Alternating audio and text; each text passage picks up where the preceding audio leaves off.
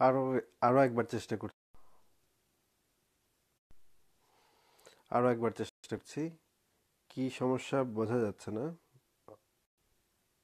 হয়তো কিছুক্ষণের মধ্যেই বোঝা যাবে। আমি এখন বাসার ওয়াইফাইটা অফ করে আমার মোবাইলের ইন্টারনেট চালু করেছি। সেটা দিয়ে দেখি কতদূর কি হয়। আপনারা যদি কেউ যুক্ত হন বা এই লাইভটি দেখতে পান তাহলে অনুগ্রহ করে কমেন্ট করেন।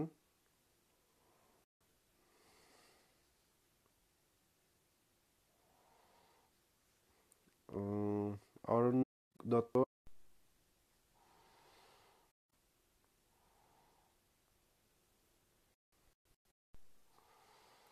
আচ্ছা, ইতিমধ্যে দুইজন যুক্ত হতে চেয়েছেন, দেখি। অরণ্য দত্ত, আপনাকে যুক্ত করছি, কি যেটা হয় কিনা। আজকে ইন্টারনেট সমস্যা করছে নাকি? আচ্ছা, এখন হয়েছে। নমস্কার। হ্যাঁ, নমস্কার অরণ্য দত্ত, কেমন আছেন? হ্যাঁ, আমি ভালো আছি। আপনি কেমন আছেন? ভালো আছি। আমি আগে আমার দর্শকদের একটু বলে নিই, তারপর আপনার সাথে কথা শুরু করছি। যে আমি ঠিক এতক্ষণ আছে। ধরে চেষ্টা করছিলাম লাইভটি করার, ইতিপূর্বে 4 বার এটা বন্ধ হয়ে গিয়েছিল। এবার এটা চলছে। এটা সম্ভবত আমার ইন্টারনেট কানেকশনে কোনো একটা সমস্যা ছিল। কিন্তু আজকে আমার আমার প্রোফাইলের বিরুদ্ধে সারাদিন রিপোর্ট পড়েছে। এটা রেগুলারই পড়ে, কিন্তু আজকে একদম অনবরত সারাদিন ধরে রিপোর্ট পড়েছে। আমি ভেবেছিলাম যে সেই কারণে ব্যাপারটা হলো কিনা। পরে বুঝতে পারলাম যে না, আমার ইন্টারনেট কানেকশনই, ওয়াইফাই কানেকশনটাতেই কোনো একটা সমস্যা ছিল। আর এখন আমি আমার মোবাইলের ডেটা অন করে চালাচ্ছি। এখন বোঝা যাচ্ছে যে এখন যেহেতু আপনি যুক্ত হতে পেরেছেন, তার মানে বোঝা যাচ্ছে এটা কাজ করছে। আচ্ছা, আপনাকে স্বাগতম, অরণ্যক দত্ত। এবার এবার আপনি বলেন। হ্যাঁ, আমার বক্তব্যটা হচ্ছে যে সব ধর্মেই মানলাম অনেক ভুল ত্রুটি থেকে থাকে। হুম। ইসলামে বলুন, হিন্দুদের বলুন, ক্রিশ্চিয়ানিটিতে বলুন, যাই বলুন, কিন্তু সব ধর্মের মধ্যে এত উগ্রপন্থীরা থাকে না। ইসলামের মধ্যে এত উগ্রপন্থীর কারণটা কি? যে জায়গাতে থাকে এরা এত উগ্রপন্থী কেন করে? পশ্চিম বাংলায় অবস্থা খুব খারাপ হয়ে গেছে এখন। মানে লিবারেল পলিটিক্স যে বেঙ্গলে আছে আমাদের, ইন্ডিয়ার মধ্যে পশ্চিম বেঙ্গলে, ওরা মুসলিমদের তোষণ করে, মানে ইসলামকে আরো ছড়াতে যায় আমাদের হিন্দুগুলোই। সবসময় আমি দেখেছি, আমেরিকাতে দেখুন বা যে কোনো জায়গায় দেখুন, সুইডেনে, সব জায়গায় লেফট লিডিংরা না ইসলামকে সাপোর্ট করে। এটার কারণটা কি হতে পারে? আচ্ছা, এক নাম্বার হচ্ছে যে ইসলাম ইসলামিস্টরা কেন বেশি ভায়োলেন্ট হয়? অন্যান্য ধর্মের মৌলবাদীদের থেকে ইসলামিস্টদের ভায়োলেন্ট হওয়ার সম্ভাবনাটা বেশি থাকে। এটা আমিও জানি, এটা আসলে সবাই জানে। এটা এমনকি মুসলমানরাও জানে যে ইসলামিস্টদের ভায়োলেন্ট হওয়ার সম্ভাবনাটা বেশি থাকে। জঙ্গি, মৌলবাদী বা টেরোরিস্ট হওয়ার সম্ভাবনা বেশি থাকে। এটার কারণ আমি মনে করি যে, ধরেন, খ্রিস্টান ধর্ম, খ্রিস্টান ধর্মের যে প্রবর্তক যীশু খ্রিস্ট বলে দাবি করা হয়, যদিও খ্রিস্টান ধর্মের প্রবর্তক আসলে হচ্ছে চারজন গসপেল লেখক।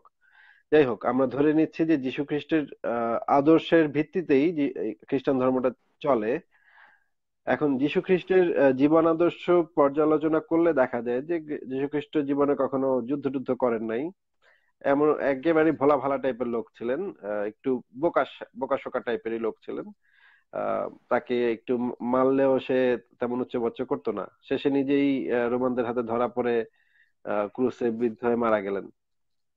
এখন তার জীবন আলোচনা করলে আমরা দেখতে পাই একটা বেশ্যা তার কাছে এসেছিল। বেশ্যা এসে তার কাছে আহ, আহ, বলেছিল যে আমি এই এই কাজ করি।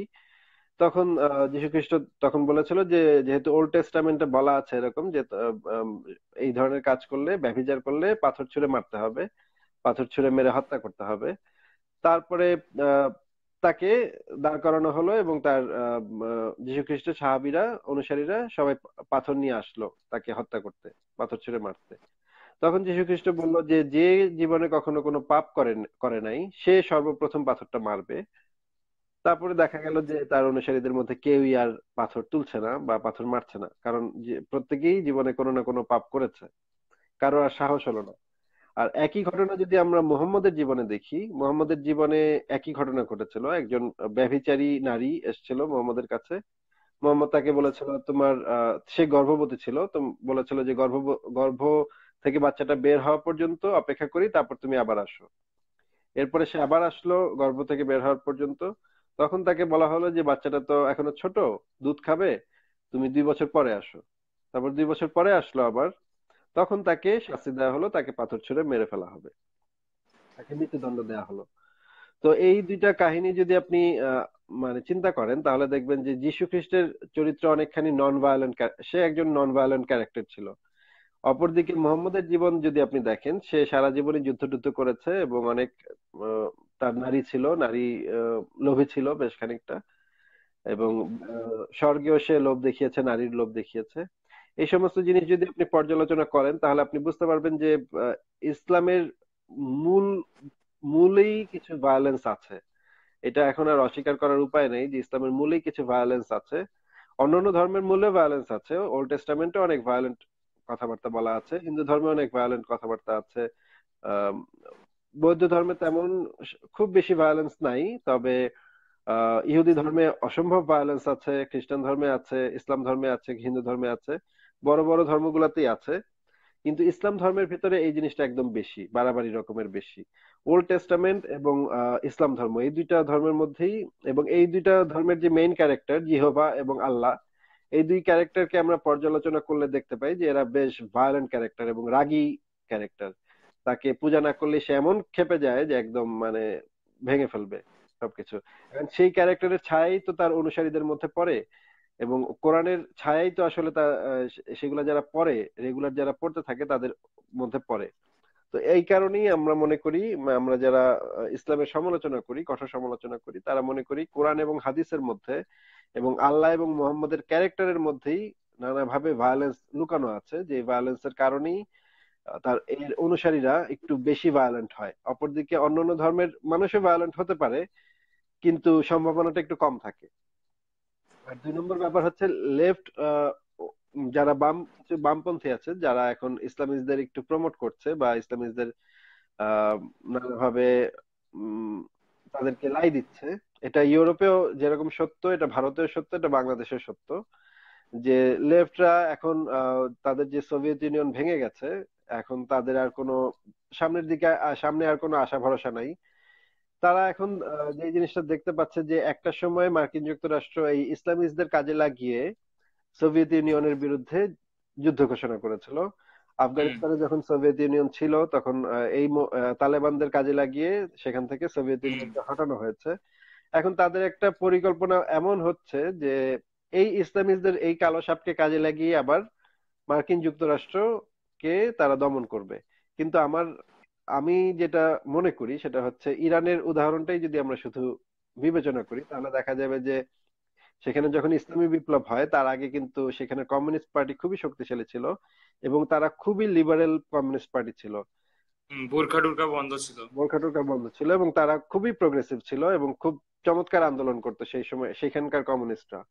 কিন্তু দেখা গেল ইসলামিস্ট পার্টিটা ভোটে জিতে গেছে। তখন কমিউনিস্ট পার্টির লোকেরা মনে করলো যে এই ইসলামী বিপ্লব টিকবে না, কারণ ইরানের জনগণই কয়েকদিন পরেই এই ইসলামিস্ট সরকারকে হটিয়ে দিবে, উচ্ছেদ করবে। তখন তারা খুব রিল্যাক্স ভঙ্গিতে আহ, মানে চুপচাপ বসে থাকলো, এবং কয়েকদিন পরে সেই সব কমিউনিস্টদের ধরে ধরে, ইসলামিস্টরা ধরে ধরে একদম জবাই করা শুরু করলো, জেলখানায় ভরা শুরু করলো, অত্যাচার করা শুরু করলো। প্রচুর মানুষকে তারা প্রচুর কমিউনিস্টকে তারা সেই সময় হত্যা করেছে। এবং এখনকার কমিউনিস্ট যদি একই ভুল করে, তাহলে পুরা পৃথিবীতেই তাদের অস্তিত্ব হুমকির সম্মুখীন হবে। আমি কমিউনিস্টদের বিরুদ্ধে না, আমি বামপন্থীদের বিরুদ্ধে না, আমি নিজেও একজন বামপন্থী, কিন্তু আমি মনে করি তাদের যে এই পরিকল্পনা, এই যে এই কাজ, এটা অত্যন্ত অশুভ একটা কাজ তারা করছে। এই যেই কালো সাপকে তারা পুষতে চাচ্ছে, তারা মনে করছে এই কালো সাপকে পুষে তারা মার্কিন যুক্তরাষ্ট্রের বিরুদ্ধে কাজে লাগাবে, এটা কখনোই সফল হবে না। ইসলামিস্ট কালো সাপ সর্বপ্রথম যে ছবলটা দেবে সেটা কমিউনিস্টদেরই দেবে, সেটা বামপন্থীদেরই দেবে। আচ্ছা, এই যে বামপন্থীরা এত ইসলামের ফেভার নিচ্ছে, এর কারণে কিন্তু যারা রাইট উইং আছে তারা অনেক সাপোর্ট পাচ্ছে। দেখুন আমাদের ভারতে যেমন এখন নরেন্দ্র মোদী আছে, ওটা পুরো হিন্দুত্ববাদী পার্টি। ইন্ডিয়াতে এখন আপাতত পুরো মানে একটা রেনেসেন্স চলছে, মানে হিন্দুদের জাগরণ চলছে। এটা কোনোদিন হয়নি। মানে হিন্দুরা কোনোদিনই এক ছিল না, জাতির মধ্যে ভেঙেছিল। হ্যাঁ, এখন হিন্দুরা ইসলামের এগেনস্টে দাঁড়াতে পারছে। আমি আমাদের এটাও একবার পশ্চিম লিখেছিলাম বাংলাতে আমি এটাও একবার লিখেছিলাম যে এক ধরনের সাম্প্রদায়িকতা আরেক ধরনের সাম্প্রদায়িকতাকে উস্কে দেয়। ভারতে আমার ধারণা এখন সেটাই একদম। হচ্ছে। হ্যাঁ, এখন মানে 22-23টা, আমাদের তো 29টা স্টেট আছে, তার মধ্যে 22-23টা স্টেটে এখন হিন্দু পার্টি আছে, ঠিক আছে? মানে এখানে মানুষরা বুঝতে পেরেছে ইসলাম কি জিনিস। আমরা, পাকিস্তান তৈরি হলো, বাংলাদেশ তৈরি হলো হিন্দুরা এক ছিল না বলে, এখন সেটা বুঝতে পারছে। হুম। এটা সব দেশেই হওয়া উচিত। সুইডেনে বোঝা উচিত, জার্মানকে বোঝা উচিত, ওদের যে চ্যান্সেলর আছে ওকেও বোঝা উচিত। বাংলাদেশে শেখ হাসিনা তো এখন একটু ভালো কিছু করেছে হিন্দুদের জন্য। আমার রুমমেট আছে কলকাতায়, আমি যেখানে পড়ি, ও বাংলাদেশি হিন্দু, ঠিক আছে? তো আমাকে বললো ও অনেক কষ্টে থাকে ওখানে, ওর মা, ওর বোনকে বুরখা পরে স্কুলে পড়ে যেতে হয়, এত উগ্রপন্থীটা ভালো নয়। এটা এই জন্য জার্মানির আমার বাংলাদেশের প্রতি একটা ঘৃণা চলে এসছে। জার্মানির সরকারও এটা জানে যে ইসলামিস্টরা যে আসলে কি, সেটা জার্মানির সরকারও জানে, ইউরোপের সব দেশগুলাই জানে, মার্কিন যুক্তরাষ্ট্র জানে। জার্মানিতে মুসলিমদের একটু কঠিন ভাবে পর্যবেক্ষণের ভেতরে রাখা হয়। ইংল্যান্ডে, আচ্ছা। জার্মানিতে, সুইডেনে পর্যবেক্ষণের ভেতর রাখা হয়। তারা মসজিদে গিয়ে কি আলাপ করে, কি কথাবার্তা বলে, মসজিদের ইমাম সাহেব কি বলেন, কি বয়ান দেন, সেগুলো সব তারা পর্যবেক্ষণে রাখে। আচ্ছা, তাই জন্য মানে ওখানে অত স্প্রেড করতে পারেনি। এটা তো না হলে অনেক বেশি স্প্রেড করতো। তারপরে অনেক সন্ত্রাসী আক্রমণ হচ্ছে, কিন্তু তারপরেও অনেকগুলো সন্ত্রাসী আক্রমণ তারা শুরুতেই বন্ধ করে দিতে সক্ষম হয়েছে। গোয়েন্দা সংস্থাগুলো যারা আছে, তারা বিভিন্ন মসজিদে ছোট ছোট ক্যামেরা ফিট করে, ছোট ছোট মাইক্রোফোন ফিট করে, তারা শোনে তারা কি বলছে। তো এই আচ্ছা। মুসলিমদের অবশ্যই মানে যারা ধরেন সিরিয়া থেকে আসছে, লিবিয়া থেকে আসছে, এই সমস্ত দেশ থেকে আসছে, তাদের অবশ্যই এই পর্যবেক্ষণের ভিতরেই রাখা উচিত, কিছুটা পর্যবেক্ষণ থাকা উচিত তাদের উপর। আচ্ছা, আমি দেখেছি মানে কোন ধর্ম অন্য ধর্ম থেকে মানুষকে ধর্মান্তরিত করতে পারেনি যতটা ইসলাম পেরেছে। দেখে নিন, পাকিস্তান, আফগানিস্তান, বাংলাদেশ সবগুলো একদিন বুদ্ধিস্ট বা হিন্দু ছিল। ইন্দোনেশিয়াকেও ধরে নিন, ইন্দোনেশিয়ার যে বালি আছে ওখানে 90% মানুষ হিন্দু। এটা থেকে কি প্রমাণিত হয় যে ইসলাম সবাইকে কনভার্ট করেছে? এটা কি করে সফল হলো? মানে নিশ্চয়ই কিছু একটা তো থাকবে। এত সফল কি করে হলো কাউকে এতটা কনভার্ট করানো? হুম। সেটাই, এটা যেটা এখন ইসলাম, ইন্ডিয়াতে প্রেজেন্টলি চলছে, ইসলামের এই হয়তো বাংলাদেশেও স্ট্র্যাটেজিটাই চলছে। আছে, একটা স্ট্র্যাটেজি আছে, যে স্ট্র্যাটেজি হচ্ছে গিয়ে আপনি ইসলামে ঢুকতে পারবেন কিন্তু ইসলাম থেকে বের হতে পারবেন না। ইসলাম থেকে হ্যাঁ, বের হতে গেলে তখন অ্যাপোস্টেসি আপনাকে, আছে ওদের। হ্যাঁ, অ্যাপোস্টেসির শাস্তি হচ্ছে মৃত্যুদণ্ড। তো হুম। আপনি আপনি ইসলাম ত্যাগ করবেন, আপনাকে মেরে ফেলা হবে, অন্য আরেকজন মৌলবাদী মুসলিম আপনাকে হত্যা করবে। তো এটা হচ্ছে মানে এটা হচ্ছে একটা এমন একটা আহ, আহ, কালো গুহা, যে এই গুহা থেকে বের হওয়ার উপায় নাই। আপনি ঢুকতে পারবেন, বের হতে পারবেন না। এছাড়া আরো অনেক বাজে বাজে বিষয় আছে, যে আপনি একবার মুসলমান হয়ে গেলে ইসলামের আর সমালোচনা করতে পারবেন না, সমালোচনা করলে আপনাকে কতল করা হবে। তারপরে হচ্ছে গিয়ে জিজিয়া ট্যাক্স, এটা হচ্ছে মানে ইসলামকে স্প্রেড করার একটা অন্যতম গুরুত্বপূর্ণ পয়েন্ট, ফ্যাক্টর, যেটার কারণে জিজিয়া কর যেন দিতে না হয়, এই জন্য ভারতবর্ষে প্রচুর পরিমাণে হিন্দু একসময় মুসলিম হয়ে গিয়েছিল, যেন জিজিয়া করের হাত থেকে বাঁচা যায়।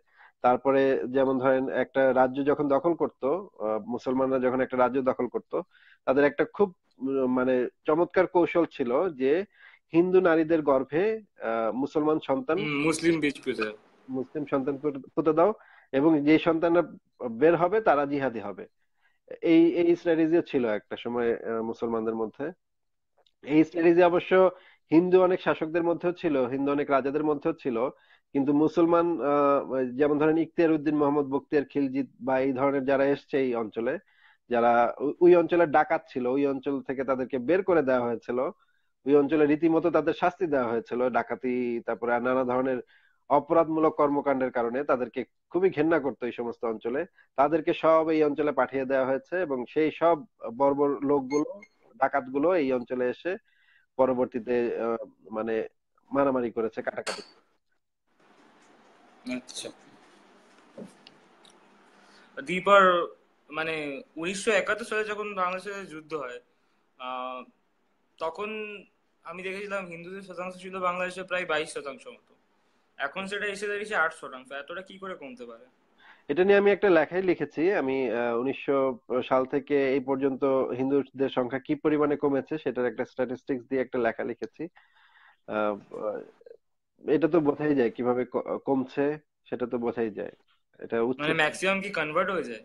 না, কনভার্ট হয় না, ম্যাক্সিমামকে উচ্ছেদ করা হয়, নানাভাবে ভয়ভীতি প্রদর্শন করা হয়, এবং হিন্দু মেয়েদেরকে বাসা থেকে তুলে নিয়ে যাওয়া হয়। আমার নিজের চোখে দেখা এই জিনিসগুলা, যে হিন্দু ফ্যামিলির বাসা থেকে মেয়েদেরকে তুলে নিয়ে যাওয়া হয়, তারপর তাদেরকে ইসলামে কনভার্ট করে তখন তাদেরকে বিয়ে করা হয়, বা বিয়ে করার পরে পরে তাদেরকে আবার ছেড়েও দেওয়া হয়। এই ধরনের নানা ঘটনা আমি দেখেছি, এগুলো নিজের চোখে দেখা ঘটনা। আচ্ছা আচ্ছা। এবং এবং এখন এটা যে শুধুমাত্র বাংলাদেশি তা না, পাকিস্তানে এখন প্রায় 1.5%-এর কম হিন্দু, একটা সময়ে সেটা হ্যাঁ, অনেক 2% মতো। অনেক বেশি ছিল। এমনকি আপনি যদি সৌদি আরবের কথা চিন্তা করেন, সৌদি আরবে কিন্তু একসময় প্যাগানরা ছিল, পত্তলিকরা ছিল, তারপরে ইহুদিরা ছিল, খ্রিস্টান ছিল, কিন্তু এখন কিন্তু কেউ নাই, সব উচ্ছেদ হুম, করে দেওয়া যেমন হয়েছে। আপনি ধরে নিন ইউরেশিয়ার একটা দেশ টার্কিকে ধরে নিন। টার্কিরও তো একটা সময় কনস্টান্টিনেপল ছিল ক্যাপিটাল হ্যাঁ, ওদের হ্যাঁ। ক্রিশ্চিয়ানদের। তো তারপরে ওটাও পরে ওরা ইরানের কনভার্ট হয়ে গেল, দিয়ে ইরানের ইরানে পার্সি ছিল, হ্যাঁ, ইরাকে জোরোয়াস্ট্রিজম ছিল, ওখানেও জোরাস্ট্রিক ধর্ম ছিল, কনফিউশন হয়ে হ্যাঁ। গেছে। মানে অ্যাকচুয়ালি মেন ইসলামের স্প্রেডের মেন কারণ হচ্ছে অশিক্ষা। এই যারা মৌলবাদী থাকে এরা অশিক্ষিতদেরকে এম করে, ওদেরকে ওয়েপন বানিয়ে নেয় ওরা। হ্যাঁ, ওদেরকে ইসলামকে। ক্ষমতায়ন করে ইসলাম, যে এই যে কাজটা করে, যে অশিক্ষিত বর্বর এবং যারা খুনি, তাদেরকে তাদেরকে ক্ষমতা দেয়া হয়, তাদেরকে শাসন ক্ষমতা দেয়া হয়। যেমন ধরেন, ইসলামের যে 4 জন খলিফার ভিতরে বড় বড় 2 জন ডাকাত ছিল, ডাকাত সর্দার ছিল। তারপরে এরপরে পরবর্তীতে যেই যেই খলিফারা এসছে তাদের ভিতরে অনেকগুলা ছিল ভয়ঙ্কর খুনি ডাকাত, এবং এমনকি তারা হযরত মুহাম্মদের নাতিকে পর্যন্ত হত্যা করে ফেলছে, এমনও মানে অনুসারী ছিল মুহাম্মদের। আহ এমনকি মোহাম্মদের যে 4 জন খলিফা ছিল, প্রধান খলিফা, তাদের ভিতরে 3 জনই নিজেদের ভিতরে মারামারি করে মারা গেছে। তাহলে আপনি নিশ্চয়ই আচ্ছা। বুঝতে পারছেন যে 3 জন খলিফাই 4 জন প্রধান সাহাবীর ভিতরে, 4 জন প্রধান অনুসারীর ভিতরে, যাদেরকে খিলাফত দিয়ে গিয়েছিল, খিলাফত দিয়ে যায় নাই, 4 জন যে খলিফা হয়েছিল তাদের ভিতরে 3 জনই মুসলমানদের হাতেই নিহত হয়েছে। তাহলে চিন্তা করেন যে কি পরিমাণ খুনাখুনিটা সেই সময় হয়েছে। এমনকি মোহাম্মদের বংশধরও টিকতে পারেনি সেখানে। মোহাম্মদের মেয়ে নিজে, সেও পর্যন্ত টিকতে পারেনি, ফাতেমা পর্যন্ত টিকতে পারেনি। ফাতেমাকে পর্যন্ত বাসায় গিয়ে লাথি মারা হয়েছিল গর্ভবতী অবস্থায়। আচ্ছা, আমি তো এই একটা নিয়ম বুঝতে পারি না, মানে একটা মেয়ের মাস্টারবেশন মানে মেনস্ট্রুয়েশন স্টার্ট হওয়ার সময় তাকে কি করে বিয়ে দিয়ে যেতে পারে, বা 4টে বউ রাখা কি করে যেতে পারে? এইটা হচ্ছে এখানকার মুসলিমদেরই। আমাদের এদিকে মানে যেখানে মুসলিম প্রধান এলাকা, যেমন মুর্শিদাবাদ আছে আমাদের বেঙ্গলে, হুম। ওখানে 70% মুসলিম পপুলেশন, ঠিক আছে? তো ওখানে সবাইকার প্রায় 3-4টে করে বউ। তো অনেক বাচ্চা রাখে ওরা। ওরা চায় যে ধর্ম বৃদ্ধি করে, মানে ধর্ম বৃদ্ধি বলছি মানে পপুলেশনের এক্সপ্লোশন করে ওরা ধর্মান্তরিত করতে পারে পুরো দেশটাকে। ওরা সে আবার মুঘল সালতানাত চায় ইন্ডিয়াতে। পাকিস্তানি মুসলিম হোক, বেঙ্গলি মুসলিম, ওদের এই মেন্টালিটিটা বহুত খারাপ লাগে আমার। তাই জন্য আমাদের হিন্দুদেরকে এক হতে হয় লড়ার জন্য, কিছু করার নেই। সেটাই করতে হচ্ছে এখন, বাধ্যতামূলক। আমরা খুব ধর্ম মানে বিশ্বাস করি না, তাও করতে হয় একটা সময়। কিন্তু আমার মনে হয় যে হিন্দুত্ব দিয়ে এক মৌলবাদ দিয়ে আরেক মৌলবাদকে কখনোই আহ ধ্বংস করা যায় না বা আটকানো যায় না। সেটা আরেকটা আরেকটা বড় আরেকটা খারাপ জিনিসের সৃষ্টি করে। আপনারা যদি মানে হিন্দুত্ববাদকে আচ্ছা, আমি আপনাকে হিন্দুত্বের একটা কথা বলছি। হিন্দু তো কোনো ধর্ম নয়। প্রথম কথাটা সনাতন ধর্ম। আচ্ছা। আমাদের ধর্মে কিন্তু সেকুলারিজমটা আছে, তাই জন্য আমরা সবাইকে একসেপ্ট করতে পেরেছি। সেই ইসলাম হোক, আমাদের ধর্ম অনেক কিছু খারাপ আছে, আমরা সেটা মেনেও নিয়েছি। জাতি বিভাজ, সতী প্রথা, সেগুলো আমরা মানি, কিন্তু ইসলামের লোকগুলো না কোনোদিন মানতে চাইবে না ওদের খারাপ জিনিসগুলো। আহ কিন্তু এখনো তো ভারতে প্রচুর পরিমাণে মানুষ, এখনো জাতি ভেদ আছে, দলিত মানুষদের এখনো হ্যাঁ, অত্যাচার করা হয়। জাতিভেদ আছে, যেখানে অশিক্ষা আছে সেখানে জাতিভেদ আছে। যারা শিক্ষিত হিন্দু না তারা কোনোদিন জাতিভেদে বিশ্বাস করবে না। আর শিক্ষিত, জাতিভেদের আমাদেরকে ভুল শেখানো হয়েছে। না না, শিক্ষিত একটা হিন্দুদের, মানুষ যখন জন্মায়, শিক্ষিত ধরে নিন আমি হিন্দুদের শূদ্র মধ্যে। জন্মালাম, হুম। আমি ধরে নিন শূদ্র জন্মালাম, তো আমি যদি নিজের কাজটা করি, ভালো করে কাজ করি, আমি ব্রাহ্মণ হতে পারবো। এটা আমাদের ব্রাহ্মণগুলো এক্সপ্লয়েট করে নিয়েছিল আগেকার দিনে। ওরা বলেছিল তোমার জাতি তোমার জন্ম থেকে হবে, মানে তুমি শূদ্র জন্মালে তোমার পরের জেনারেশনে শূদ্র থাকবে। এটা ব্রাহ্মণরা এক্সপ্লয়েট করে নিয়েছে আমাদের। মানে শাস্ত্রে লেখা আছে যে কর্ম এবং জন্ম দুটোই হবে। এটা এক্সপ্লয়েট করে নিয়েছে বলে হিন্দুদের উপর একটা ধাপ্পা লেগে গেছে এই জিনিসটার জন্য। কিন্তু হিন্দু ধর্মের ভিতরে তো পরিষ্কার ভাবেই এই জিনিসগুলো আছে যে আহ, আমি হ্যাঁ, এই কাস্ট জিনিসটা, সিস্টেম তোমাকে বুঝতে হবে, কাস্ট সিস্টেম আছে, বাট কিরকম ভাবে আছে সেটা বুঝতে হবে। হ্যাঁ, কাস্ট সিস্টেম যেমন ব্রহ্মার কোথা থেকে কোন কারা তৈরি হয়েছে, মাথা থেকে আহ আহ, ব্রাহ্মণরা তৈরি হয়েছে, তারপর হাত থেকে আমি দেখুন, ক্ষত্রিয়রা তৈরি হয়েছে। আমি আমি মূর্তি পূজা মানি না, আমি নিরাকার ব্রহ্মা মানি। মানে স্পিরিচুয়াল। আপনি হিন্দু হলে আপনি নাস্তিকও হতে পারেন। এমনি কোনো কোথাও লেখা নেই যে তোমাকে বিশ্বাসী হতে আচ্ছা, হবে বা ঠাকুর হিন্দু পুজো ধর্মের করতে ভিতরে হবে। প্রধান দুইটা ভাগ, যেটা যে একটা হচ্ছে ব্রাহ্মণ্যবাদী আর একটা হচ্ছে অব্রাহ্মণ্যবাদী। আপনি যদি অব্রাহ্মণ্যবাদী হিন্দু ধর্মের অনুসারী হন, তাহলে আপনি চার্বাক হতে পারেন, সাংখ্য ধর্মের অনুসারী হতে পারেন, বা বৌদ্ধ হতে পারেন। বৌদ্ধ বৌদ্ধ ধর্মকেও ধরা হয়। তারা ঈশ্বর প্রশ্নে তারা সংশয়বাদী। চার্বাকরা ছিল নাস্তিক। আপনি যদি সেই সেক্টরের অংশ হয়ে থাকেন এবং আপনি যদি হিন্দু সংস্কৃতির অংশ বলে নিজেকে মনে করেন, তাহলে আমার কোনো হ্যাঁ। সমস্যা নেই। কিন্তু ব্রাহ্মণ্যবাদী যে হিন্দু ধর্ম, সেই হিন্দু ধর্ম যারা বেদকে মানে এবং বেদকে অনুসরণ করে, সেখানে কিন্তু বড় ধরনের প্রবলেম আছে। বেদের ভিতরে কিন্তু অসংখ্য এরকম কথাবার্তা আছে। শুধু বেদ না, বেদের পরে আপনার অন্যান্য যেই ধর্মগ্রন্থগুলো আছে ব্রাহ্মণ্যবাদী হিন্দু ধর্মের মধ্যে, সেগুলো কিন্তু বেশ পরিষ্কার ভাবেই দমনমূলক। এবং আক্রমণকারী, নানাভাবে আক্রমণকারী। আমাদের এই বাংলাদেশে আগে কিন্তু ছিল বৌদ্ধরা, শুধুমাত্র বৌদ্ধরা ছিল। একটা সময় ব্রাহ্মণ্যবাদী হিন্দুরা এই অঞ্চলে প্রচুর পরিমাণে বৌদ্ধকে হত্যা করেছে এবং রীতিমতো জবাই করেছে। এই ইতিহাসগুলা কিন্তু ভুলে যাবার মতো না, বা না। ইতিহাসগুলো কিন্তু ফেলে দেওয়ার মতো না। এই হুম। ব্রাহ্মণ্যবাদী হিন্দুরাই এই অঞ্চলে এই কাজগুলো করেছে। এখন আর মানে আরেকটা ব্যাপার হচ্ছে, হিন্দু ধর্মের কিন্তু আপনি আপনার কিন্তু এরকম স্পেসিফিক কোন ইসলামের যেরকম স্পেসিফিক কোরআন হাদিস আছে, হিন্দু ধর্মের ভিতরে কিন্তু সেরকম স্পেসিফিক স্পেসিফিক মানে নেই। গীতা আছে, কোনো যজুর্বেদ ব্যাপার আছে, নেই। বেদাস আছে, অনেক কিছু এখন আছে। আপনি যদি বলেন যে বেদে এটা আছে, এটার আবার অন্য আহ, ব্যাখ্যা আছে বা অন্য কিছু আছে, যেহেতু হ্যাঁ, তুমি সেখানে, বলতে পারো। হ্যাঁ, যেখানে কোনো হিন্দু স্পেসিফিক, ধর্মটা কিন্তু অর্গানাইজড রিলিজিয়ন নয়। হ্যাঁ, হিন্দু ধর্মটা একটা অর্গানাইজড রিলিজিয়নই না। কিন্তু ব্রাহ্মণ্যবাদী হিন্দু ধর্ম কিন্তু একটা অর্গানাইজড রিলিজিয়নের রূপ নিয়েছে। আপনি যদি আমি ব্রাহ্মণ্যবাদী নই। 1500 সালের পরের থেকে যদি আপনি চিন্তা করেন, তাহলে তখন কিন্তু একটা তারা অন্যান্য ধর্মগুলোর মধ্যে তারা দেখতে পেয়েছে যে তারা আর টিকে থাকবে না। তারা নিজেরাই বুঝতে পেরেছে যে এই প্রাতিষ্ঠানিক ধর্মগুলো এত শক্তিশালী হয়ে উঠছে, খ্রিস্টান ধর্ম, ইসলাম ধর্ম, এই এই ধর্মগুলো, যে তারা টিকে থাকতে পারবে না। তখন তারা কিন্তু একটা প্রতিষ্ঠানই রূপ নেওয়ার চেষ্টা করেছে 1500 সালের পরে, পরবর্তীতে। এবং এখন কিন্তু ব্রাহ্মণ্যবাদী হিন্দু ধর্ম বেশ প্রাতিষ্ঠানিক রূপই নিয়েছে। এখন আপনি দেখবেন ইসকনরা কিন্তু ধর্ম প্রচারও করছে। আগে কিন্তু হিন্দু ধর্মের ভেতরে কিন্তু ধর্ম প্রচারই ছিল আগে না, হিন্দু ধর্মে কোনোদিন মিশনারি ছিল না, যেটা মিশনারি ছিল ইসলাম না। আর হ্যাঁ, ক্রিশ্চিয়ানিটি ছিল। হ্যাঁ, এখন এখন ওটা কিন্তু, ইসকন এসছে। এখন কিন্তু তারা ধর্ম প্রচারও করছে। তার মানে তাদের চরিত্র কিন্তু পরিবর্তন হচ্ছে। হ্যাঁ বাবা, পরে কথা বলছি, দাঁড়াও। পরে কথা বলছি, একটু ব্যস্ত আছি। অর্গানাইজড রিলিজিয়নে কিন্তু তারা যাচ্ছে। আচ্ছা, আপনি তাহলে চলে যান। আপনার সাথে কথা বলে ভালো লাগলো। আপনি তাহলে ঠিক মামার আছে। কাছে যান। আরেকদিন থ্যাংক কথা ইউ। হবে। তাহলে ভালো থাকবেন। ঠিক শুভকামনা। আছে, বাই। Bye bye.